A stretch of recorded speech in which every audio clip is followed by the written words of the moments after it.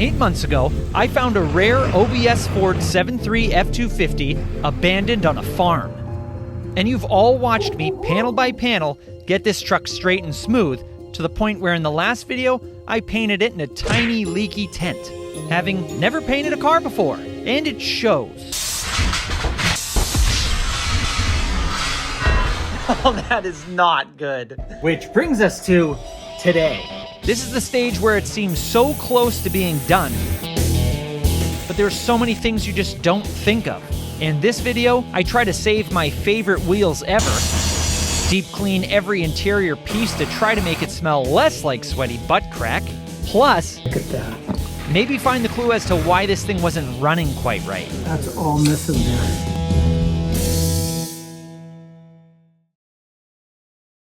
Now it's time for something that I'm pretty excited about. We're gonna take care of the wheels. Now I'm not going any big flashy wheels. I'm going with the stock stuff. I have the factory Alcoa wheels. I love the look of them. Mine are in a bit worse shape than I thought though. They don't look bad from a distance, but up close, yeah. Luckily, a lot of people have posted online about what the best way to refinish these is, so we're gonna try it. So I got some of this stuff. This is just Rust-Oleum. I think I got this from Walmart. Kind of an odd name, I know. We're definitely not removing any aircraft with this. So let's see how it works. This is a chemical paint stripper, unless I grabbed the one bottle someone wanted to play a prank with at Walmart.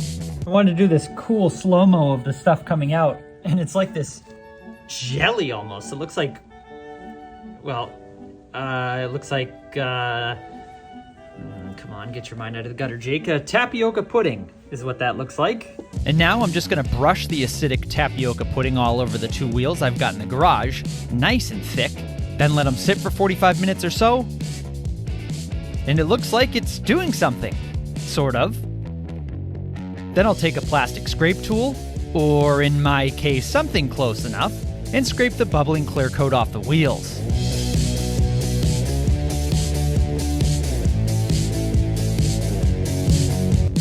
So I think this stuff could have definitely sat on here for longer. It's scraping up, but not as much as it should be. You can kind of see where, especially with this one. I'm also using a terrible scrape tool to do this because it's not a scrape tool at all. This is a Bondo spreader, not the correct tool. So what I'm gonna do is get the other two wheels from outside, coat all the wheels, nice and heavy again, set a timer for an hour or so, and in the meantime, I'll start stripping the interior, which has basically been a storage locker for spare parts, but no longer, because everything's coming out, so we can do a deep cleaning.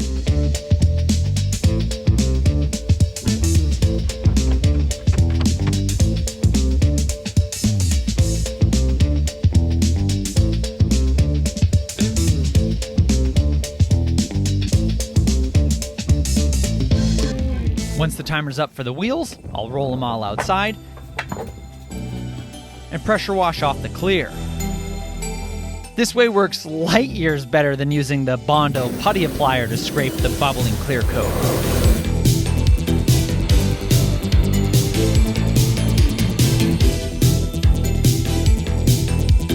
They look better on camera, but are actually much worse now. They're definitely shinier, but the damage is much more pronounced now. We're gonna have to do some serious work to these. I hope they're savable. But those gotta dry, so now it's back to the interior, to pull the seat and the carpet, which means first getting out these silly rusted screws holding down the entry guards. These were once a Phillips head. So with a cut-off wheel, I'll grind a line into each of the heads of the screws to make them flat heads.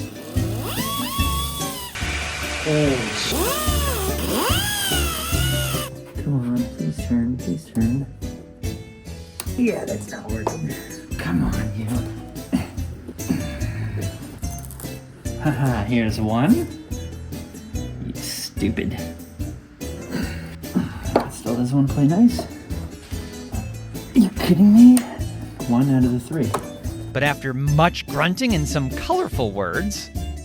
This one has Peyronie's disease or whatever they call it. At least all the other entry guard screws were still identifiable as a screw, and those come out. Before removing the 4 bolts holding in the front seat.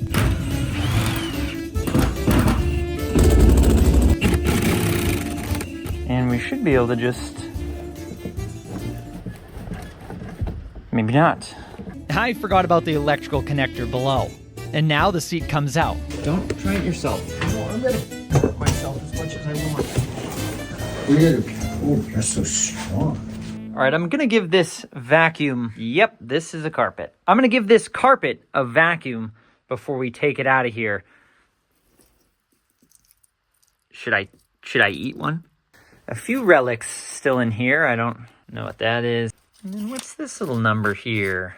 And funny enough, this pen is, well, that's the farm that I got this truck off of, which is kind of cool, actually. I think I'm gonna keep this in the truck.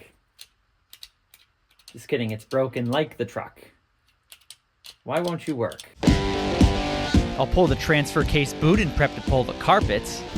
I'm all of a sudden having second thoughts. It's dirty, don't get me wrong, especially there, but I don't know if this really warrants an entire pressure washing. Because the only thing with that is, it's like 45 degrees out today. It's gonna be like mid-40s the rest of the week. I don't know if this thing's really gonna dry, and Friday it's gonna rain. So, since I'm worried this thing won't dry for weeks and further delay this whole build, I'm gonna clean it best I can while keeping it in the truck, which is gonna be a challenge. I'm far from a detailer, but I'll do the best I can.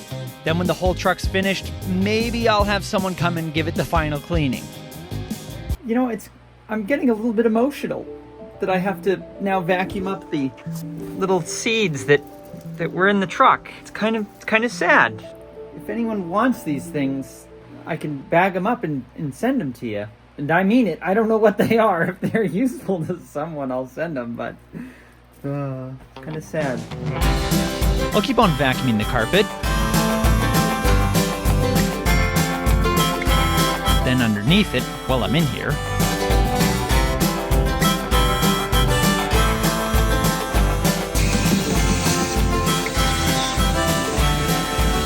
the floor in the back here is in really nice shape, actually. I was expecting it to be a lot worse, a lot dirtier, but nice and clean under here. The carpet's in good shape. Very dirty, but still in good shape. Once I finish vacuuming out all the nooks and crannies and the rest of the seeds and hay from the carpet, I'll blow it all out with compressed air, and an insane amount of sand was still hiding in the driver's side footwell, which ended up all in my eyeballs. This carpet's really stained still, so I'll take a homemade mixture of Dawn dish soap and Simple Green to saturate the carpet, then I'll agitate it with a brush on the drill, and repeat. And surprisingly, some of the stains are kind of lightening up. I'll go over it again with the carpet extractor thing, which helps even more. Now I'm just scrubbing the rest of the carpet with the homemade cleaner, extracting out any stains,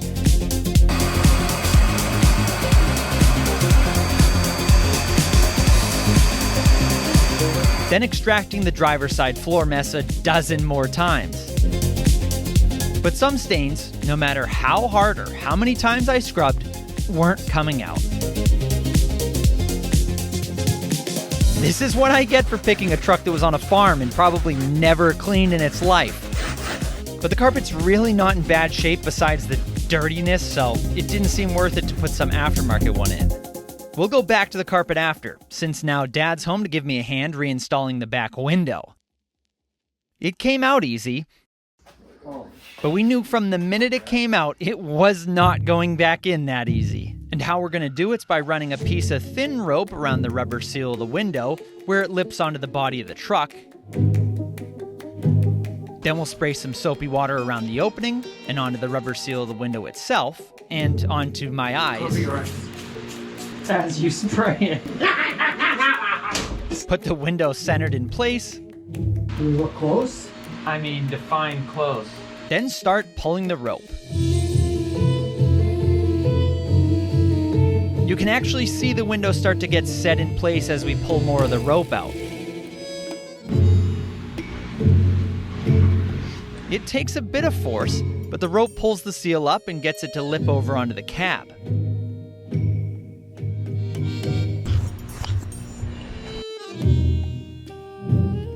If If it was summer and this window had been sitting out in the sun and the warmth, it probably would have been a little bit easier. But it's cold here now, and this rubber's a little stiffer. No, you gotta go down. Which way am I supposed to pull it? This way? Down and that, yeah. But go down like towards you. Down. Try and pull down.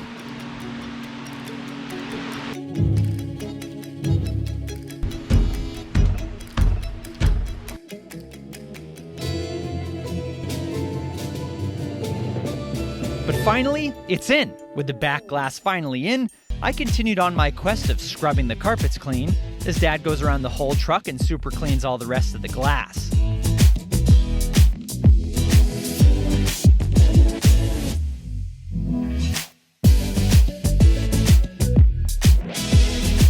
Next, we can install the windshield trim after giving it a quick polish.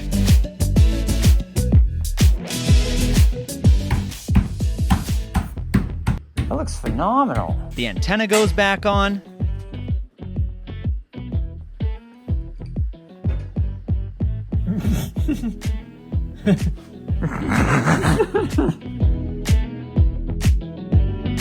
Back to the inside, I keep trying various stain removers and scrubbing techniques to rid the carpet of the filth.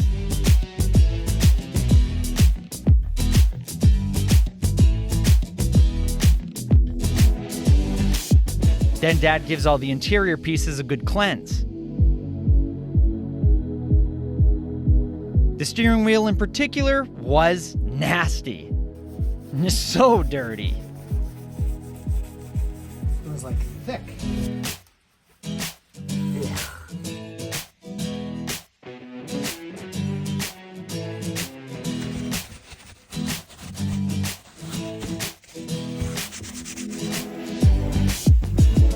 Once Dad's done purging the interior pieces of decades of yuck, we put back on the mirrors.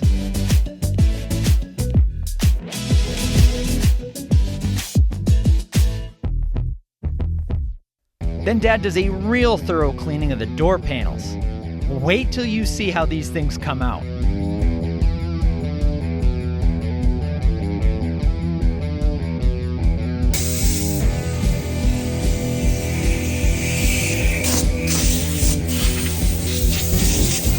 Now as we get close to finishing up with the interior, I gotta start thinking about getting the bed on, because there's actually two things we have to do before we put the bed on and before I put this interior back in the truck. And I'm gonna preface this by saying I haven't put a drop of fuel in this thing since I've owned it.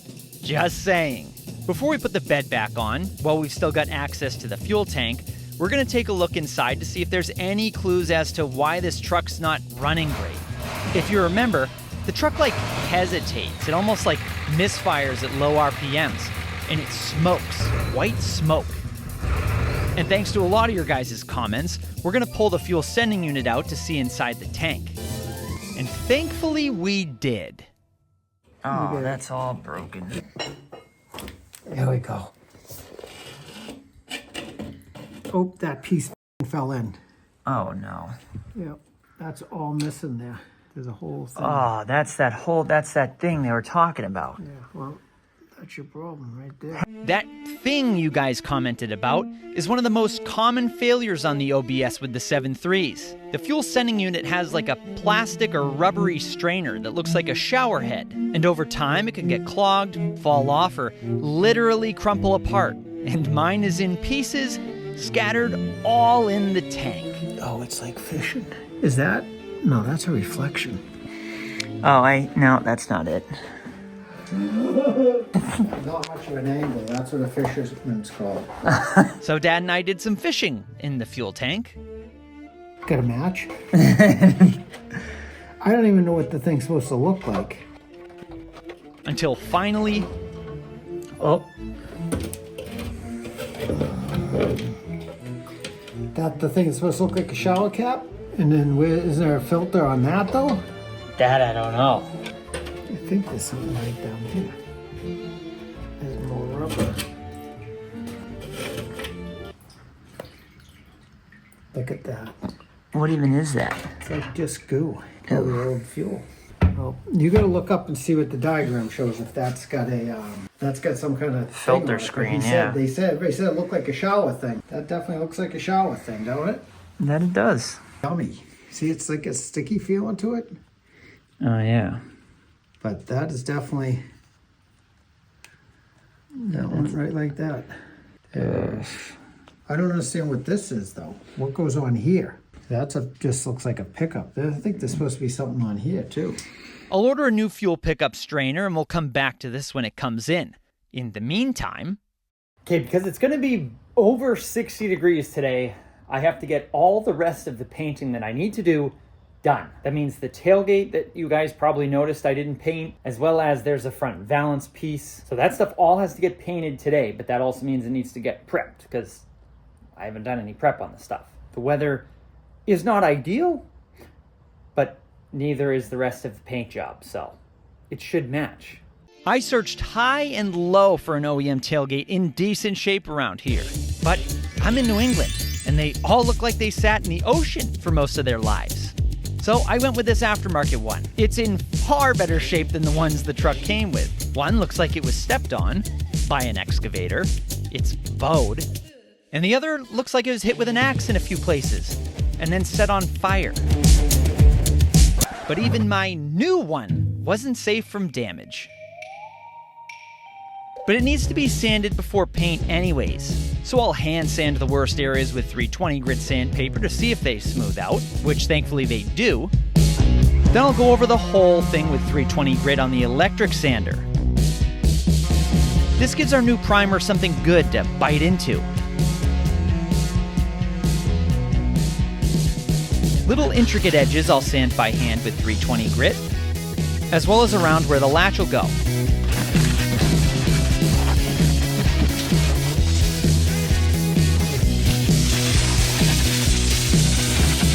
And finally, I'll sand the front valance piece we took off, since I'll be painting that today too.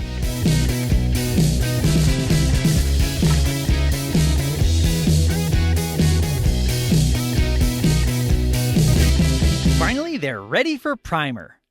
But I gotta hurry up and get these painted while it's still warm out and light enough. The temp drops quick once the sun starts to set. So I'll put on 2 coats of primer, but then I remembered we still have to wait 2 hours for the primer to dry before we can even sand it, and then spray the color. But I had an idea. Holy crap. I had the Intercraft torpedo heater on trying to bake this primer so I can sand it before base coat. And it has got to be well over 100 degrees in here right now. It's extremely warm. So that should have cut the time down by at least a half, because it is starting to get dark out. Now I was really against the clock, but my extreme heating trick worked. And an hour after priming, I was able to block sand the tailgate smooth, mix up our white paint, and spray both the tailgate and the front valance.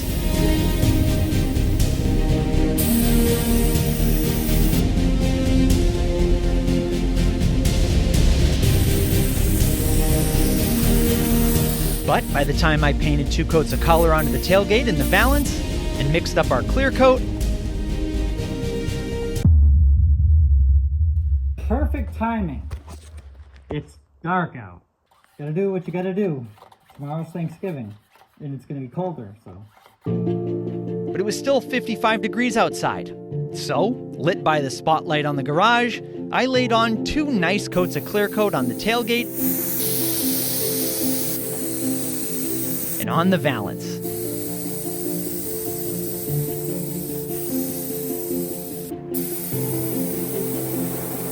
But just as all the painting is gone on this truck, things took a turn. Well, the tailgate and the valance looked actually really, really nice. And then as I was standing outside, chatting with neighbor Steve about how these don't really look very bad at all, they actually look pretty nice, it started to rain. And it rained all over my brand new clear coat. The good news is, at least now it matches the rest of the truck. Ah, look at this. Look at all the rain. Look at it. Water spots all over the place. But instead of mulling over the problem, we've got plenty of other stuff to take care of, and our new fuel strainer's in.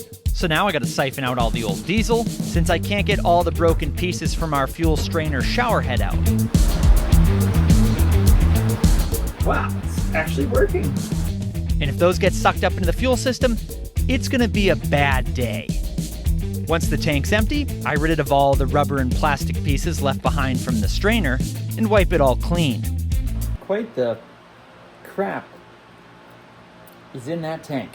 And these weird things came out of there as well. I don't know what this is. This was just hanging out in there. And so was this.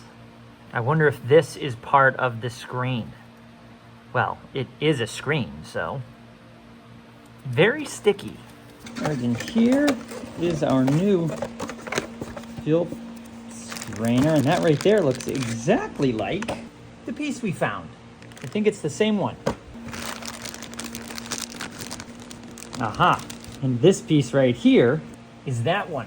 Same thing. So that thing really disintegrated in there. Now, there are mods people do to eliminate the shower head problem from happening again, but honestly, if the original one lasted almost 30 years, I'm okay putting this new one on here. It's the quickest way to get this truck back together to see how it's gonna run. I'll attach the fuel lines back on. With that job done, the bed can go back on. We covered the cab in case of any mishaps. Then Dad and I hauled the bed into place. Then it's back to the problem that was evading us. The wheels. Which, after stripping and pressure washing, looked worse than I thought.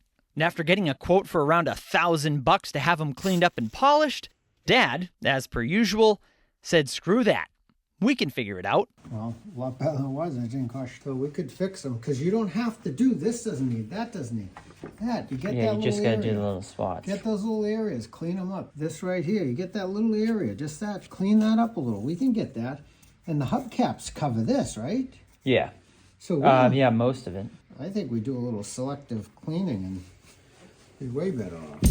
Dad and I, who have never sanded or polished aluminum wheels before in our lives, are going to take these on. And I'll start by sanding the worst bit on the wheel with 80 grit sandpaper, which, I'm not going to lie, I'm just a little nervous to be taking this very rough, low grit sandpaper to these nice aluminum wheels. But once I've knocked down most of the damage, I'll start stepping up through progressively finer grits of sandpaper. Each grit basically is just there to remove the scratches left behind from the previous grit sandpaper. That's a pretty solid improvement, I'd say. So Dad and I just go to town sanding down the damaged portions of the wheels, which is a lot of work.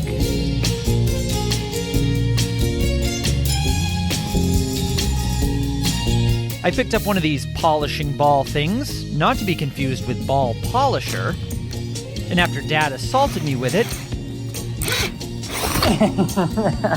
Why is it so long though? We tried it on the wheel we thought was sanded down enough.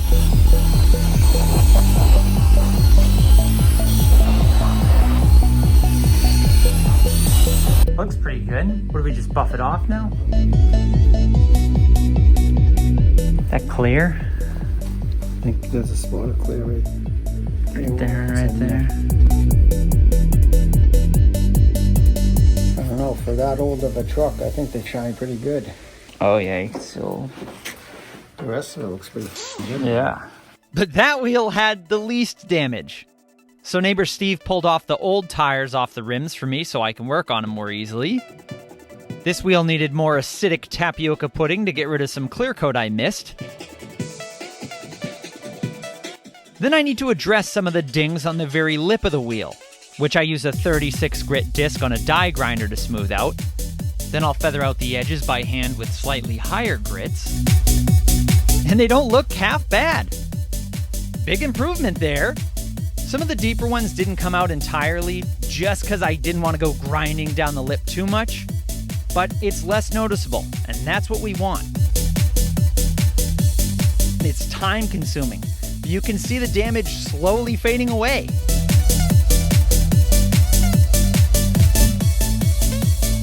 This one we've sanded all the way up through the grits. And you can see some spots are scratched up from the sandpaper and some are still, nice as they were. So now I believe we just have to actually polish this. Wish me luck. I'll do 2 rounds of polishing with the ball and the drill, and the results are...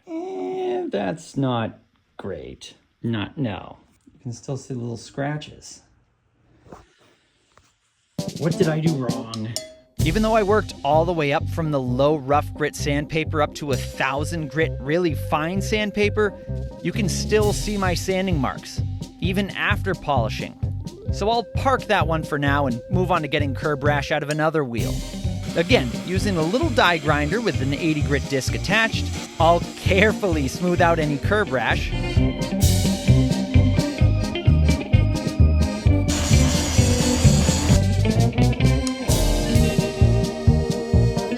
Then feather it out by hand with a finer grit sandpaper, which basically meant doing the whole lip of the wheel.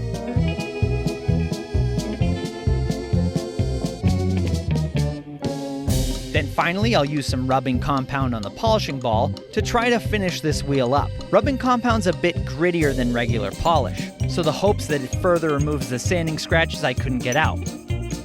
But, well, on camera these don't look terrible, but when you look closer, you can see the sanding scratches still. And you can see like where I've sanded and where I haven't, like all that. Yeah. So Dad and I sand down the wheel again to rid it of the deeper sanding scratches. Then he hits it a few more times with rubbing compound on the drill. And it seems like it's helping. I feel like that's definitely making a difference, though. The grittier texture of the rubbing compound seems like it is lightening up the sanding scratches that were left behind. Definitely did a little bit.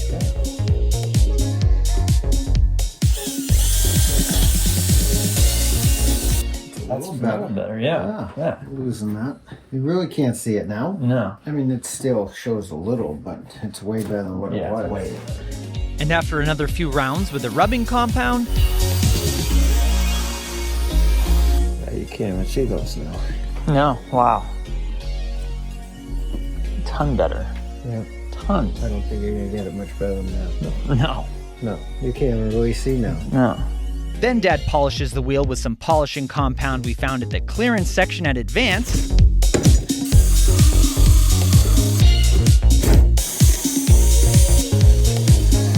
And the results were impressive. That's not bad. That's about as good as I think we're gonna... Even the spots that we fixed, though, are not bad. Not when they have tires on it and stuff. It's not bad at all, wow. You can just see the difference compared to this other wheel that's been sanded and buffed with compound only once. I think that one's good enough. Because that was all up there. Yeah, that's where the wheel weight was. That cleaned up pretty good. I mean, they're not freaking new and you didn't pay $1,000. It's just... 35. And many hours. 1 down, 3 to go. But the worst one. Let's see what we can do. Yeah, this is by far the worst. Holy cow. I think that's a little bit of clear. But that should come off with the steel wool too. We heard through the grapevine steel wool would help on spots like this. So Dad scrubs the bad areas with that, as I did a few more rounds of rubbing compound on the wheel that I already sanded. I bought a second foam polishing ball to use for just compound, so I wasn't using the same one for polish. And not gonna lie, these things are like $35, and I've seen them all the time in parts stores and kind of laughed at how expensive it is for a stick with foam attached. But now that I'm 8,000 hours into refinishing these wheels, I'd buy 10 of them if I had to. I wipe down the wheel after each pass to see where I missed, and Dad keeps hammering away at the rough spots on the real bad wheel with the steel wool and 80 grit sandpaper. We even tried using the electric palm sander in some areas that I got for the body of the truck, since our hands couldn't take much more hand sanding. And it did seem to work for some spots at least.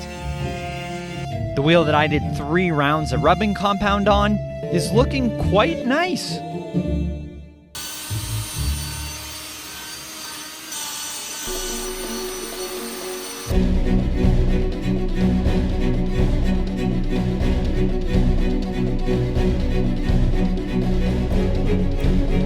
This process is tedious and it's slow, and at some points it's hard to see how these wheels are ever going to clean up enough to actually look good on the truck.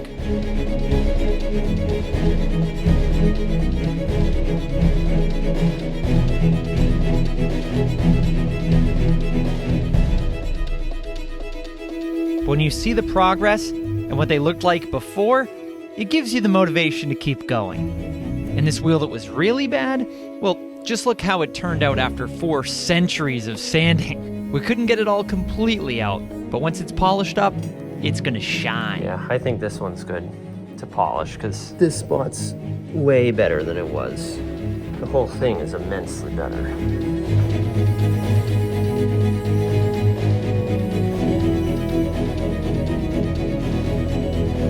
But finally, after I don't know how many hours, they are done.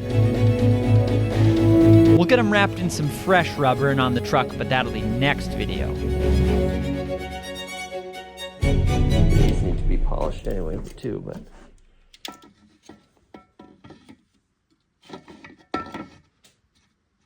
it's gonna look real good. At the end of the day, I'd say it was worth all the work. Since the following day's above freezing again, I'll take advantage of it to paint the inner fender liners for the front,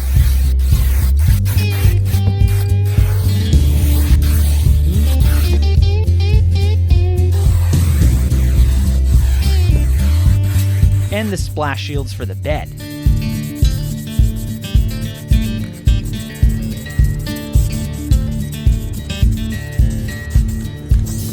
While those dry, it's back inside to work on the interior. And get the rear seat defilthed so we can get it in the truck. This thing's not in bad shape at all, surprisingly. It's just really dirty. So I'll blow off all the dust first, give it a vacuum, give it a good scrub down with simple green and a brush on a drill. Then we'll use the extractor vac to suck all the dirty crud out of the cloth.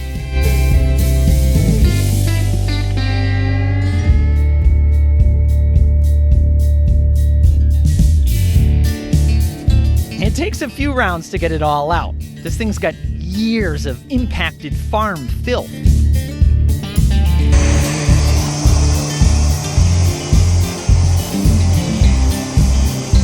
Looks brighter at least. Oh yeah. It's a lot cleaner than what it was. But even when it looks clean,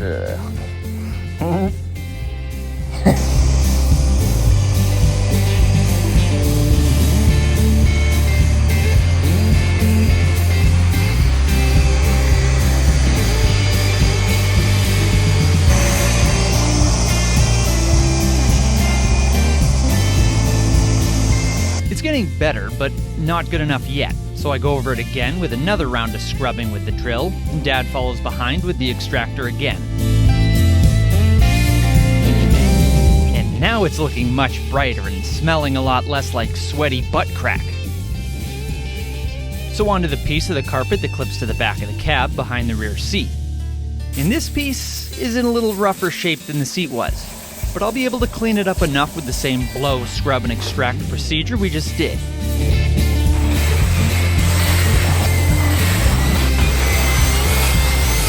We just can't put these parts in quite yet, since we need to access the floor beneath them. Because we gotta change the body mounts in the rear cab crossmember. Let me explain. The previous owner of the truck told me he replaced all the body mounts not long ago. But the crossmember at the back of the cab, if you remember, was rotted in pieces. Look at that. It's just destroyed. And the replacement one I got had Ford bushings already installed and in great shape. So we kept them in there when we put the crossmember in. But when we put the bed back on after paint, it looked like the cab and bed weren't sitting level. Not as bad as they were when I first got the truck, but they were ever so slightly off. meaning the body mounts installed into the truck might just be a hair taller than the originals that were in that new crossmember I got. So to make sure everything's level, we gotta get those different bushings out. I removed the bolts, but these things had no intention of leaving their comfy spot. Come on, you. The heck. So with Dad's vast array of knowledge and a Sawzall, we cut the bushings out. See the inside? Yeah, hold it.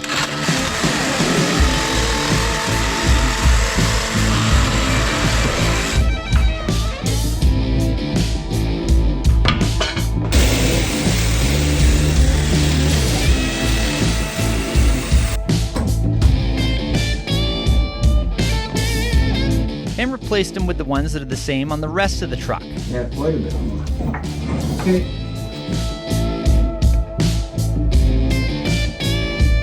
They took a little finessing to go and sit in place right. But once both are in, I'll torque down their bolts from in the cab. Then started reassembling the interior back here, since I'm waiting on a set of hands to set the bed back on to check if we're level. On goes the rear carpet, and the tall trim pieces. The seatbelt gets bolted up, and the speaker plugged back in and installed. And then onto the passenger side.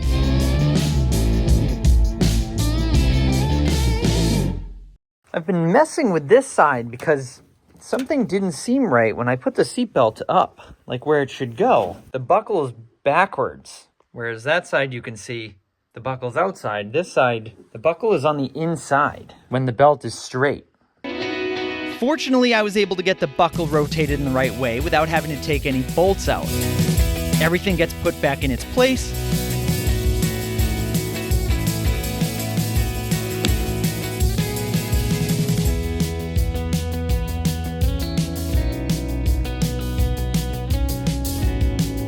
Then once some helping hands arrive, we can start to get the back half of the truck together.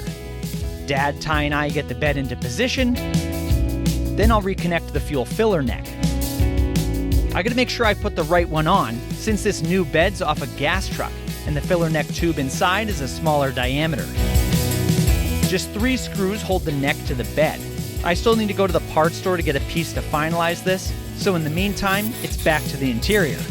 Before the door panels go back on, I'll lube up the inside latch with white lithium grease so everything's nice and silky smooth. Nice! Then replace the bulbs in the door panels. Yeah, these things are in rough shape. Get out of there. Both of them were like this. It's like it's chromed.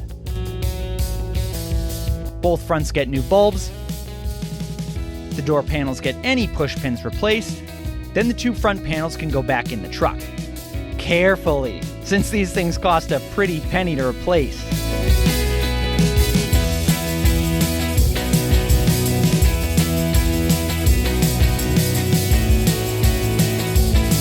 Dad did a phenomenal job on these, and we are making some great progress on the interior of this thing. Next, I can get the back seat in place. All the seatbelt buckles ran through the right slots and bolted down. And finally, bolt down the back seat itself.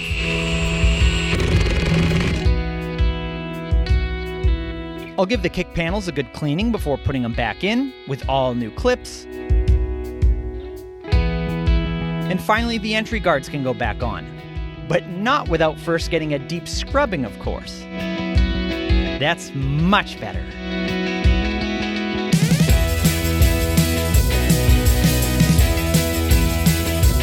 Once all of them are cleaned, I'll vacuum out where they sit, then quickly spray some of this fluid film sort of stuff under where the entry guards will sit. Since the hardware was so rusted that mounted them in, I don't want anything to spread. Plus, this stuff smells like pine needles. Next, I'll retuck some of the carpet edges, then get all 4 entry guards installed in the truck.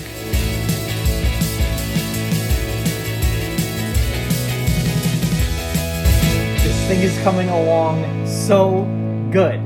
Interior's not done yet, though. The front bench seat's in a lot worse shape than the back, filth-wise.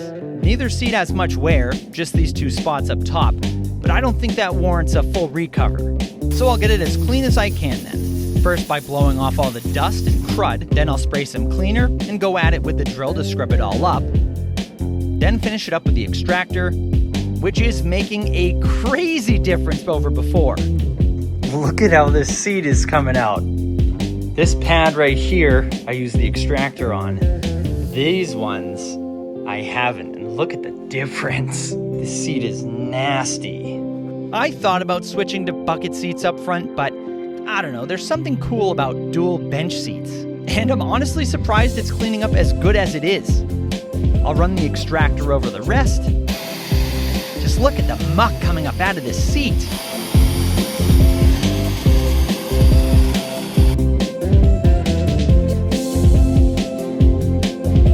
And now it's ready to go back in. But first I'll unbolt the top of the seat so we can actually fit it into the cab. Then Dad and I get the seat in place.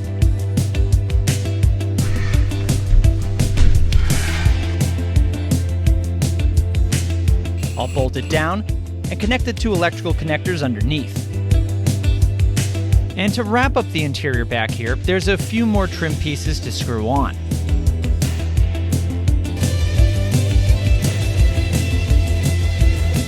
Interior mostly buttoned up, it's back to the exterior. All right, so right now we have to get the entire back half, well, the bed of the truck bolted down, all situated. I'm not gonna do the taillights or the back bumper yet because I actually don't have taillights yet and I don't have any new bulbs. So I'll gather all the bed bolts, start to get them situated, then realize they all gotta come back out.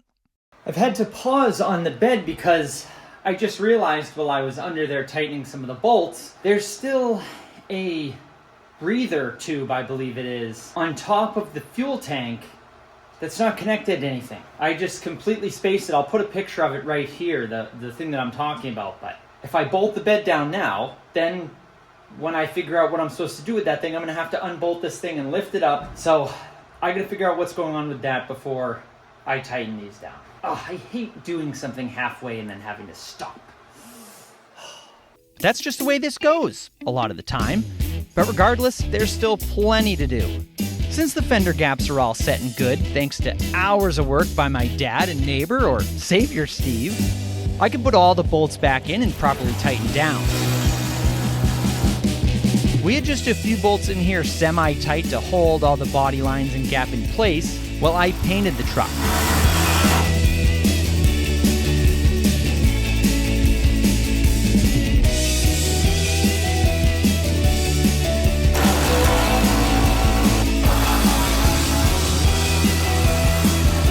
Now that's all situated, it's back to the breather valve on the fuel tank. According to the truck forum, all I have to do is get a piece of rubber fuel hose, fit it on the tube coming off of the valve on top of the fuel tank, which Dad ended up having to do as I raised the bed up. Once it's on, I'll get the filler neck situated into the hose going into the tank, and use some clamps to secure it in place. Dad and I'll pour some fresh fuel in the tank to see if it leaks. And looks like we're good, which means now the new bed can be fastened back down for good. Dad works up top while I make sure all the bolts line up down below. Then we have to secure that breather hose. I'll do some precise measuring and cut a piece of bigger rubber hose I had laying around. Then I'll slit it down the middle. Then finally wrap it around the other hose. This will just keep it from chafing on the underside of the bed. Now we'll just secure it in place along the filler neck, making sure to point the end down so no debris or anything gets in there. I'll clean up that zip tie when I get another clamp. Next video, we'll get this thing on the ground, on its new tires, hopefully get it started, and maybe even, well, we should be able to drive it. Anyways, thank you all so much for watching. I'll catch you in the next one. Happy motoring.